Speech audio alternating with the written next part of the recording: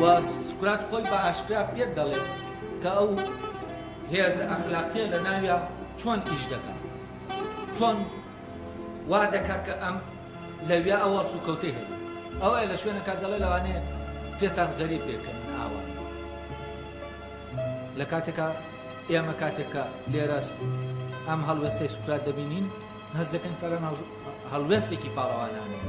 بەڵام لای ئەو خەڵکی کە لەو دەوروبەران قسەیان لەگەڵ دەکەن چونکە ئێمە لە دەرەوەی ئەوەی دەبینین پاڵەوانانەیە. هەر ئەوەیە کاتێکە ئەم کەسانە جۆرە لە کەسانە کۆمەلگا دەیان کوژێ دواتر دێ چیان لێ دەکات، دێ تەقدیسیان دەکات، وەکو وابێ بیان نەوێت تعویزی ئەو گوناحە بکەنەوە کە کردویان. بەڵام لە ڕاستی ئەمە جۆرێکی ترە لە فێڵکردن لەخۆ ئەم تەقدیسکردن. ئەم تەقدیسکردنە بۆ ئەوەیە جارێکی تر ئەسڵەن ئەوەی کە ئەو کەسە ئەو ژیانەی کە ئەو کەسە پێدەژی کۆمەلگا نێتە ناو کۆمەلگا، چونکە تۆ تەقدیسکردن جۆرەکە لە چی لە دوورخستنەوە کاتێک تۆ شتێک تەقدیس دەکەی یانیش ینی بەرز دای دەنەی نایەنێتە ناو ژیان، نابێ بێتە ناو ژیان. کە تەقدیست کرد یانی چی ینی ئەمە شتێکی سەر و ژیانی ئەم کایەنەی تر تەحول پێ دەکەی بۆ کایەنێکی لە کایەنێکی ئینسانی بە معنای کەلیمە ئینسانی و تەحولی پێ دەکەی بۆ جۆرێک لە کایەنێکی غەیبی، کایەنێکی چوزانم خواوەندی دەکەیتە بت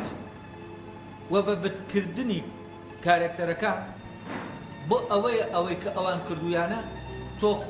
لە مەسئولیەتەکەی خۆت بچیتەوە، یعنی تۆ دەری دەکەیتەوە لە ژیان. چۆن لەولا سیستەمە کۆمەڵایەتیەکە دێر ژار خواردی دەکات و دەری دەکات لە ژیان. وەکو لە هینەکە دیارە مێلتۆس ئەڵێ کێ ئەو خەڵکە دەتوانێت چاکە، قازیەکان دەتوانن چاکی، مێلتۆس دەڵێ قازیەکان دەتوانن، ئەڵێ خەڵکەکانی تریش هەموو خەڵک دەتوان دەڵێ کەواتە ئەوەی کە تەنها چاکی ناکا و فاسیدی دەکا منم ئەوەی گەنجەکان فاسید دەکا. ئەڵێ بەڵێ تەنها دویت سەیریکە تەنها تۆیت، ئەم تەنها بووە تەنها ئەوە. ئەمە سیستەم کردوویەکی دەرەوەی سیستەم وەکو شەیتانی خۆی دەیبینێ فڕێ داوەتە دەبێت. تامان دوای ئەوەش کە کۆمەلگا دەبینێت چی کردووە، دوای ئەوە ئەم کارێکتەرە دێنێتەوە، ئەم کەسە دێنێتەوە وەکو ئالاسەس تەعویزێک بۆ ئەو هەڵەیە کە کردوێتی. بەڵام لێرە شافیاڵێکی تر لێ دەکا. ئاویش چییە؟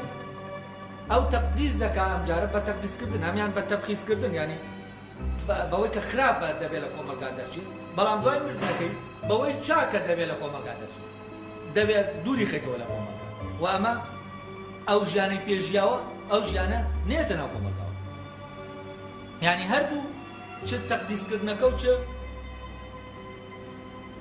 چوزانم بێنرخکردنەکە ئەوەی چی پێ دەڵێن هەردووکیان چین؟ هەردووکیان یەک پرۆسە. ئەمیان لە حەزوری کاتێ حازرە ئاوایە، ئەوی تریان کاتێ کە حازر نامێنێ کاتێکەی تر هێن دەبێت. بۆ نمونە ئەوانەی کە خەڵکی دێت خەڵکی تری لەسەر دەکوژێت تەقدیسی کردووە، ئەگەر ئەو کەسانە بێنەوە ناو ژیان ئەم خەڵکەی کە خەڵکی تری لەسەر دەکوژێ هەر ئەو کەسانە دەکوژێت. یعنی ئەوانەی تەقدیسیان کردووە هەر ئەوان خۆیان چی دەکەن؟ خۆیان وەکو سوکرا ژەرەکەی دەدەنێت.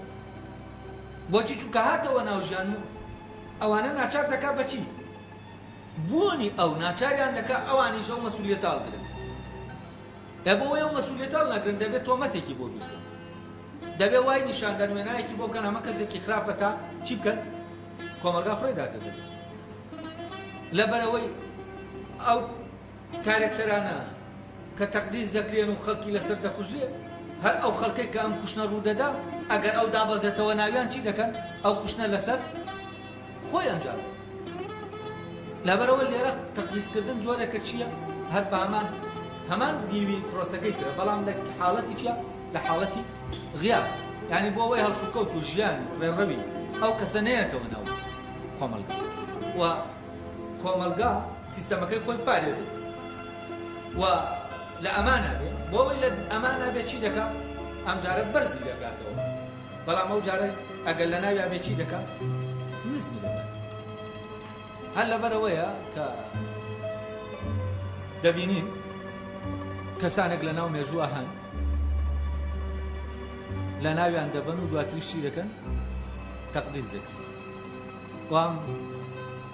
ڕێوڕسمی تەقدیسکردنە ئەسڵ بۆ دەرکردنی ئەوانە لە کۆمەڵ بە هەموو معناکانەوەی کە لە شوێنەکەت کەسێک تەقدیس کرا ئەوە نایەنێتەوە ناو ژیان عەکسەوە لە ژیان دەردەکرێت بۆچی چونکە حزورێکی وەمی پێدەدێەوە دەکرێتەوە بیان و بۆ ئەوەی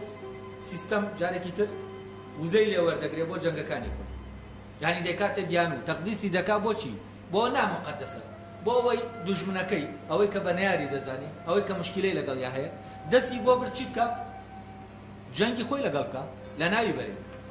یعنی ئەسڵەن ئەمە چی ئەم تەقدیسکردنە بیانوە بۆچی بۆ پاراستنی سیستەم خۆی لە ڕێگەی ئەم بیانوانەوە دەپارێزێت و بۆ درێژەدانە بەچی بە جەنگەکان دروستکردنی ئەم تابۆیان ئەوەی کە هەیە هەمووی ڕەبتی بەم وەزاوە هەیە ینی لێرە ئیتر بە ڕۆشنی دیارەکە هەم تەقدیسکردن و هەم تەبغیزکردنی شوزانی هەمان عملی هەمان پرۆسێ فەرقەکەی تەنها ئەوەیە لە ناو تەبغیزکردنەکە کەسەکە حازرە لە ناو ژیانە لە ناو تەقدیسکردنەکە کەسەکە غایبە کە غایب بۆ خۆت تەقدیسی کرد بەم تەقدیسکردنە دەتوانیت چی بکەیت خۆت لە شەڕی دوورخەیتەوە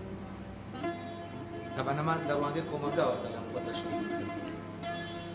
یعنی خۆی لە ئەسڵات یعنی خۆت لە خەیری دوورخەیتەوە خۆت لەوە دوورخەیتەوە کە بکەویتە ناو چاکبوون و ئەو مەسئولیەتی ئەو مەسئولیەتە هەڵگری کە بوونت خستوویەتی هەست جەنگی زانینێکی ساختە و زانینێکی ڕاستەقینە هەیە تەمەنەوەی بۆ سوکرات گرنگە هنا مەوزوعی زانینی حەقیقەتە و لێرە سوکرات جارێکی تر هەر هەوڵ دەدات لەسەر ڕێگاکەی خۆی بڕوا چونکە جەوهەری سوکرات زانینە ینی ئەو دەیەوێت لە هەر شوێنێک بێ لەبەرەوەی عاشقە حەقەتە دەیەوێت لەو شوێنە شتێک لەناو خۆیان دەرک پێ بکە کە پێشتر دەرکی پێ نەکردووە ینی ئەو دەوروبەری کە تێی دەکەوێت شتانێکی بیر بێنێتەوە کە پێشتر حقیقت ئەو حقەتانەی بیربێنێتەوە بیرێنانەوە بەو معنایەکە بەو معنایە کە شتێکی بیستووە و لە دەرەوە بیری چوەتەوە بێنێتەوە بیری نە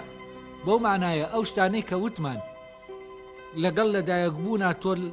لە ناو تا هەن ووا بەو شکلە تابیری لێ دەکرێت کە لەگەڵ سەدمەی لەدایەکبوونا تۆ شتەکانت بیر دەچێتەوە تەمامەن شتێکی مەجازیە کە لەگەڵ لەدایەکبوونا لە بیر دەچێتەوە بۆ معنایە ئەمە دەیەوێت پێمان بڵێ ئەو شتانت لە ناوە هەن وە سوکرات محکەمەکە دەکاتە چی دەکاتە زەمینەیەک بۆ ئەوەی حقیقەتی مردن تێبگا چونکە لەو شوێنە ڕێک مردن دێتە بەردەمی ئەم مردنەی کە دێتە بەردەمی چی بیر دەخاتەوە تێگەیشت ئەو زانینە حەقیقی لەبارەی مردنەوە بیر دەخاتەوە کە لە ناو هەمومان هەیە لەبەرەوە سوکرات تەنانەت ساحەی مەرگیش دەکاتە چی دەیکاتە ساحەی زانینی حەقیقەت لەبەرەوە ئەوەی بۆ سوکرات گرنگە ئەوەیە لەناو ئەو زەمینە چۆن تێبگا مردن چیە چونکە دەزانێت حەلی کێشەی مشکلەی مردن لەویایە کە ئێمە جەهلمان هەیە بە مردن وەک ئەسڵی کێشەی ئینسان لەناو جەهلیایەتی بە شتەکان کاتێ زانینی لەبارەی شتەکانەوە پیا کرد ئەو ترس و لەرز و شتانەی کە هەیەی و ئەو ناڕەحەتیانەی هەیەی بە بۆنەی جەهلی بە شتەکان تووشی بووە ئەوانەی نامێنێت هەر لەبەرەوەی ئەم گەشتەی سوکرات بۆ تێگەیشتن لە مەرگ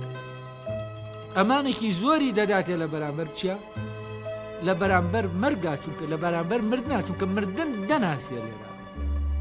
دەبێتە هاوڕێی مردن و ئەمە لێرە لەناو ئەم وەزعا سوکرات تەعارف لەگەڵ مردنا دەکات لەگەڵ مردنا هاوڕێیەتی دەبەسێت ئێمە مردن لەبەرەوەی حەسەبەوە اعتقادانتانەی وەرمان گرتووە مردن حەقیقەتەکەی پۆشراوە شتێکی تر دێوەزمەیەکی گەورە دروستکراوە بە ناوی مردنەوە ئایا مردن ئەو دێوەزمەیە وە سوکرات لێرە کە خۆی لە واقعی ژیانیە ڕوبەڕووی مەرگ دەبێتەوە لە ناو ساحەی مەرگایە لەو شوێنایە کە مردن سازیان کردووە بۆ ئەوەی مردن بێت بۆ ئەوەی سوکرات بکوژیوە بەوەی ئەم دێوەزمە کە لە مێشکی ئەوانایە ئەوان لێ دەترسن بێت چی بکە ئەم جەنگاوەرە بێ سوکرات لە ناوبەرێ لە کاتێکا سوکرات لە ناو ئەم ساحەی جەنگا لەگەڵ ئەم جەنگاوەرە یەکتر دەناسن و لە جاتی ئەوەی کە ئەوان تەسەوری دەکەن لە مێشکی ئەوانە ڕوودەدا ئەو ناڕەحەتیانەی کە ئەوان تەسەوری دەکەن سوکرات ببۆنەی ئەم جەنگاوەرەوە تووشی دەبێ تەواو لە ناو سوکرات تا پێچوانە دەبێتەوە ئەم جەنگاوەرە لە جاتی ئەوەی بێ عەزابی بدا سزای بدا چی دەکا لەگەڵ یا دەبێتە هاوڕە و پیاسەکەی خۆیان دەگەن ئەلێرا مردن ئیتر عەزابی مردن عەزابی چەشتنی مردن عەزابی هاتنی مردن ئەوەی کە لەگەڵ هەموو ئینسانێکە هەر لەگەڵ ئەوەی کە هۆش دەکاتەوە لەگەڵ یا هەیە و چی دەکا بەنجی دەکا نایاڵێ بیری لێ ناکاتەوە بیری خۆی دەباتەوە چونکە پێی وایە شتێکی خراپە مردن بەڵام سوکرات مردن دەناسێ مردنێکی تر دەناسێ و حەقەتی مردن دەناسێ ئەو مردنە نییە کە خەڵک لە ناو مێشکی خەڵکایە و خراوەتە مێشکیان کە مردی ئاوا لێدێ و ئاوا لێدێ وە سوکرات لێرە دەگاتە چی لەگەڵ مردنە دەگەنە خزمەتی یەکتری وە لێرە مردن ئەو بەرگانەی لە بەرادا دەمانڕێکە حەقەت پۆشەکان حەقەتی ئەویان پێپۆشی